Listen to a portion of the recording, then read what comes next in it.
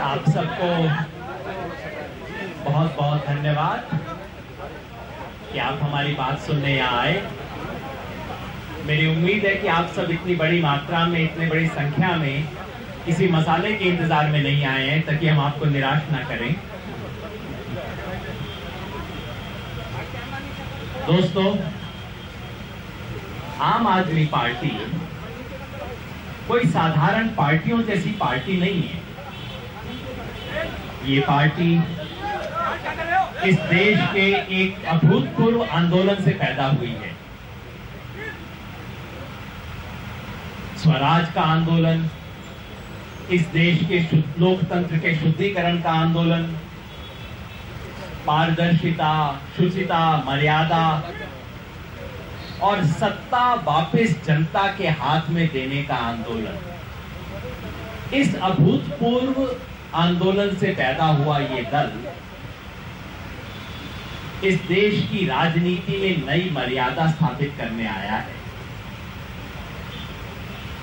जाहिर है, इस आंदोलन से, इस पार्टी से देश के लोगों को बहुत उम्मीद रही है, आज भी है। पिछले एक महीने की घटनाओं से बहुत कुछ टूटा। इस सच को स्वीकार करने में कोई परहेज नहीं होना चाहिए। बहुत कुछ टूटा है, कुछ विश्वास टूटा है, अनेक लोगों की, वॉलंटियर्स की, समर्थकों की आशाएं टूटी हैं। लेकिन एक बड़ी बात है, ये देश की एकमात्र पार्टी है जिसमें आज भी आंतरिक लोकतंत्र के सवाल पे चर्चा हो रही है। देश की तमाम पार्टियों में चर्चा बंद हो चुकी है, सिर्फ आम आदमी पार्टी में चर्चा हो रही है। पारदर्शिता की भी चर्चा। एकमात्र पार्टी है जिसमें पारदर्शिता के सवाल पे, मर्यादा, कोड ऑफ कंडक्ट के सवाल पे, कॉन्फ्लिक्ट ऑफ इंटरेस्ट के सवाल पे, वॉलंटियर की आवाज कैसे सुनी जाए इस सवाल पे, संगठन के भीतर स्वराज कैसे स्थापित किया जाए इस सवाल पे चर्चा हुई है। और मैं समझता हूं कि ये चर्चा अपने आप में कोई छोटी उपलब्धि नहीं है। इसमें आप मीडिया वालों का बहुत योगदान रहा है। न जाने कितने आर्टिकल्स छपे हैं पिछले महीने भर में। महत्वपूर्ण बात वो दो व्यक्ति नहीं है जिनके नाम से, जिनके बहाने से वो आर्टिकल छपे हैं। महत्वपूर्ण बात यह है कि इस देश में लोगों ने इस पे बातचीत शुरू की है कि पार्टियों के अंदर होता क्या है।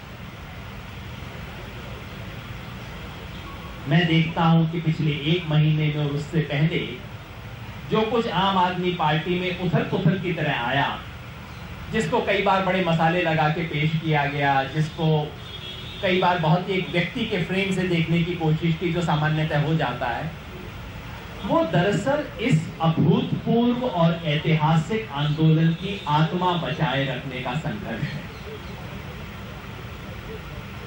इस सब में प्रशांत भूषण और योगेंद्र यादव सिर्फ निमित्त है। जैसे ये आम आदमी पार्टी खुद एक निमित्त है इस देश के अंदर कुछ बड़ा होने का। ये हमारे मुद्दे नहीं है। जो मुद्दे उठाए जा रहे हैं ये हमारे व्यक्तिगत मुद्दे नहीं है। इन मुद्दों में हमारा व्यक्तिगत कुछ है ही नहीं। ये इस आंदोलन के वो मूल मुद्दे हैं जिनको लेके हजारों हजार लोग रामलीला मैदान में आए थे। करोड़ों लोगों ने अपनी उम्मीदें बांधी थी और आज भी दिल्ली से हजारों किलोमीटर दूर लोग बैठे हुए, दिल्ली के चुनाव परिणाम पे दिल्ली के हजारों किलोमीटर दूर बैठे हुए लोग जब दिल्ली चुनाव परिणाम पर खुशी व्यक्त करते हैं, भंगड़े डालते हैं, घूमते हैं, तो वो इसलिए नहीं कि केवल इस पार्टी में कुछ है, बल्कि इसलिए कि इस अभूतपूर्व आंदोलन की आत्मा से लोग जुड़े हुए हैं। तो जो मुद्दे हम दोनों ने उठाए हैं ये हमारे मुद्दे नहीं हैं, ये उन सब लोगों के मुद्दे हैं जो दिल्ली से सैकड़ों हजारों किलोमीटर बैठ के भी टीवी के माध्यम से, दूसरे माध्यम से इससे जुड़े रहते हैं। हमने जो सवाल उठाए वो आप सबके सामने हैं और इसके सारे दस्तावेज एक बार फिर हम आप सबको आज बांट रहे हैं। हमें अनुमान नहीं था कि इतनी संख्या में आप आएंगे, कमी पड़ जाएगी तो हम उसे शाम तक ठीक कर देंगे।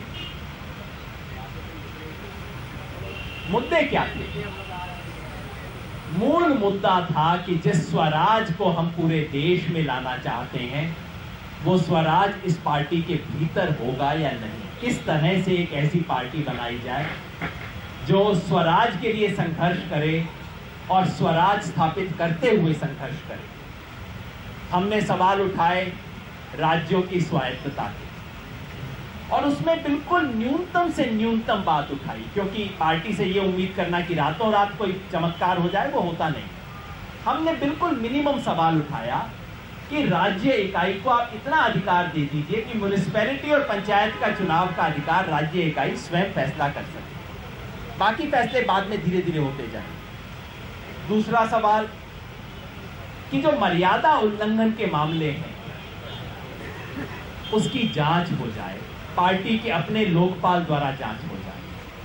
आप सबको याद होगा, न जाने कितनी प्रेस कॉन्फ्रेंस हम सब ने एक साथ की थी और मुझे याद है कि उस सारी प्रेस कॉन्फ्रेंस में हम सब टेबल के इस तरफ बैठ के कहते थे, कभी कपिल सिब्बल को कहते थे, कभी मनमोहन सिंह को कहते थे, कभी नरेंद्र मोदी को कहते थे कि भाई जांच तो करवा लो, हम तो केवल जांच की मांग कर रहे हैं और कुछ नहीं कर रहे हैं।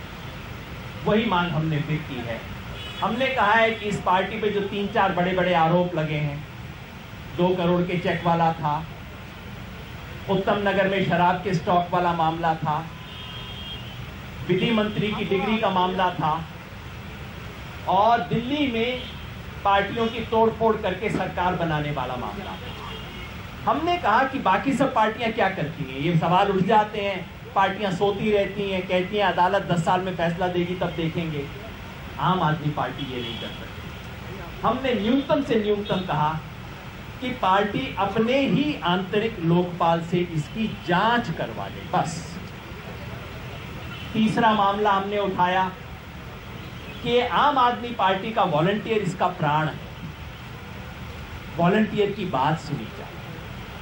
वॉलंटियर को उस तरह से आप ट्रीट नहीं कर सकते जैसे कांग्रेस और बीजेपी अपने वॉलंटियर को, वर्कर को ट्रीट करते हैं। वॉलंटियर की आवाज की इज्जत होनी चाहिए और पार्टी के बड़े निर्णय में वॉलंटियर को अपनी आवाज वोट के जरिए दर्ज करने का अधिकार होना चाहिए, चाहे बाद में उसकी बात मानी जाए ना मानी जाए। और चौथी बात हमने कही कि पारदर्शिता का सिद्धांत जो हम सारी दुनिया पे लागू करते हैं वो हम अपने आप पे भी लागू करें।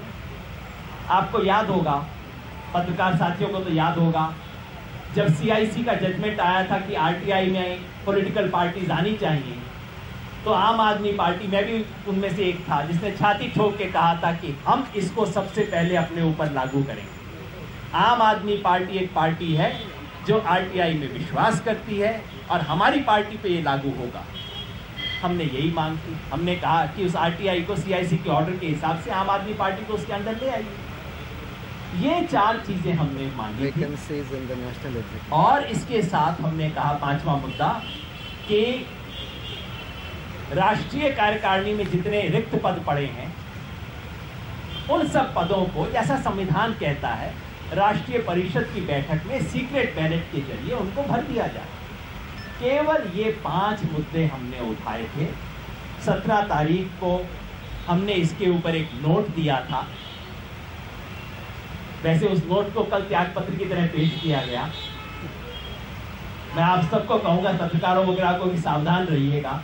आगे से कभी आपने कोई चिट्ठी लिख दी जिसमें शब्द रेजिग्नेशन हुआ तो उसको त्यागपत्र की तरह दे के कबूल कर लिया जाएगा।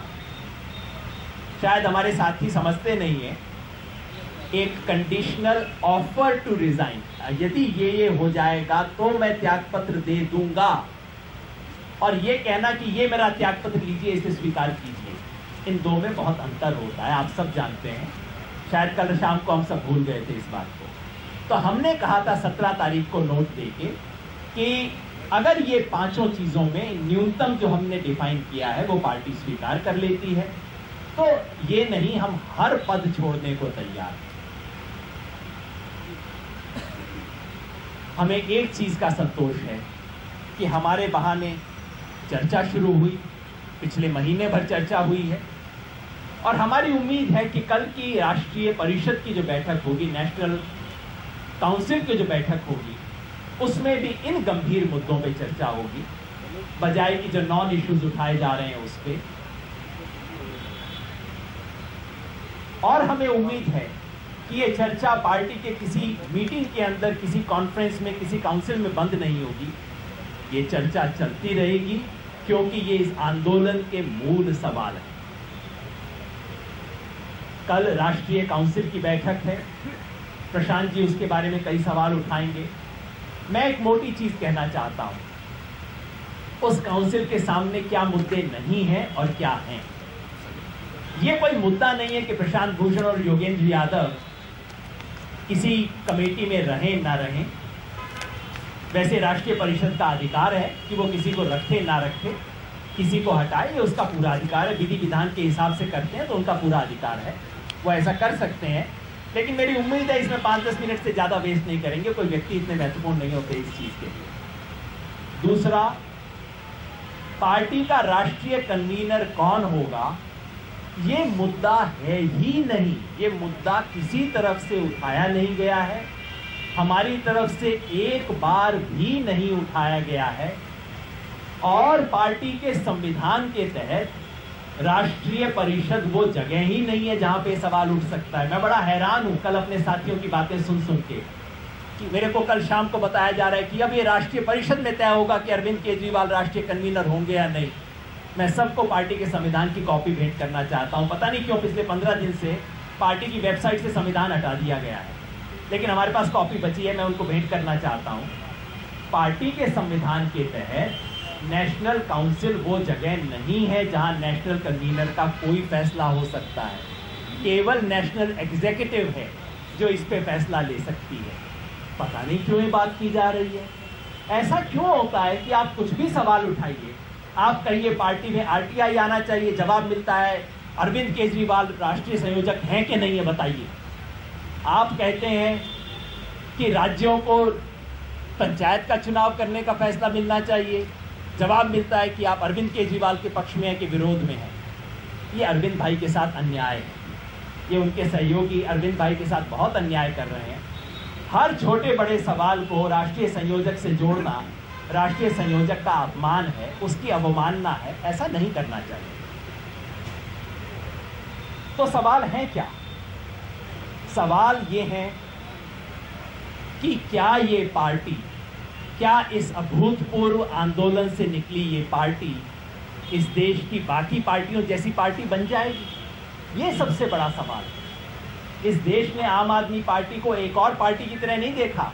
चुनाव आयोग के पास कोई 1500 पार्टियां रजिस्टर्ड हैं। लोगों ने देखा कि ये अलग तरह की पार्टी है, क्या वो बनी रहेगी या नहीं, ये सबसे बड़ा सवाल है। क्या आम आदमी पार्टी एक और क्षेत्रीय दल बन जाएगी, जैसी बीएसपी है, जैसी सपा है? सफल है, सब सत्ता वत्ता में आते रहते हैं, मुख्यमंत्री बनते रहते हैं इन सब पार्टियों के। क्या आम आदमी पार्टी एक और स्टेट पार्टी, रीजनल पार्टी बन जाएगी, या कि उसकी एक राष्ट्रीय आकांक्षा बनी रहेगी? सवाल ये है कि क्या आम आदमी पार्टी अपने वॉलंटियर को उसी तरह से ट्रीट करेगी जैसे बीजेपी, कांग्रेस अपने कार्यकर्ताओं को ट्रीट करते हैं, यानी कि उनके सुनने की कोई ज़रूरत नहीं, चुनाव से 1 महीना पहले उनसे बात कर लें? या कि इस पार्टी में वॉलंटियर की आवाज़ सुनने का एक तरीका रहेगा? सवाल ये है कि क्या ये पार्टी दूसरों से पारदर्शिता मांगेगी या कि खुद भी पारदर्शिता को प्रैक्टिस करेगी? क्या ये देश की